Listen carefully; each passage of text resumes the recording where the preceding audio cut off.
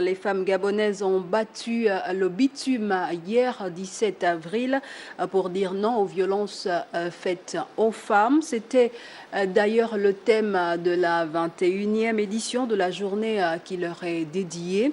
En tête de cette marche, la première dame Sylvia Bongo Ondimba qui a lancé un plaidoyer devant l'esplanade de l'Assemblée nationale. Point de chute de cette marche. C'est un reportage de Priska à Mugula. Battre le bitume pour défendre leurs droits, c'est une cause noble qui a mobilisé plus de 5000 femmes au rond-point de la démocratie.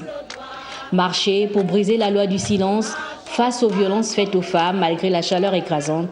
Voici l'engagement de la première dame aux côtés de ses concitoyennes, femmes politiques et anonymes. Pourquoi vous marchez? C'est pour nos droits contre le traumatisme causé par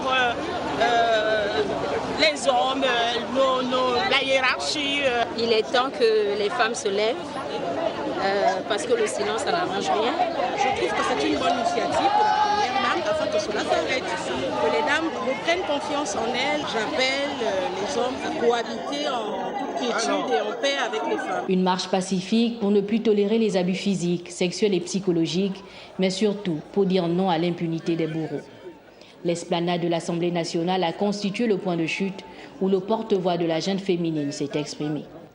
Nous sommes venus vous dire qu'une partie de ce peuple est maltraitée, violentée, violée. Cela ne peut durer. Nous marchons pour dire non.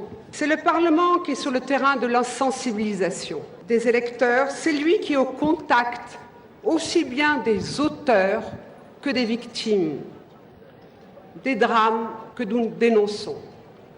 C'est le Parlement qui prend des textes en partage avec le gouvernement et veille à leur application.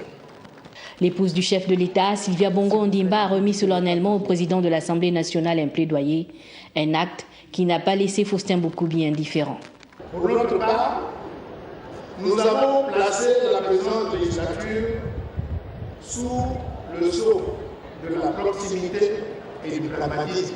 Notre action consiste à nous investir résolument dans l'évolution du cadre normatif de notre pays, en faisant évoluer les lois lacunaires ou désuètes et en prenant en compte les innovations nécessaires.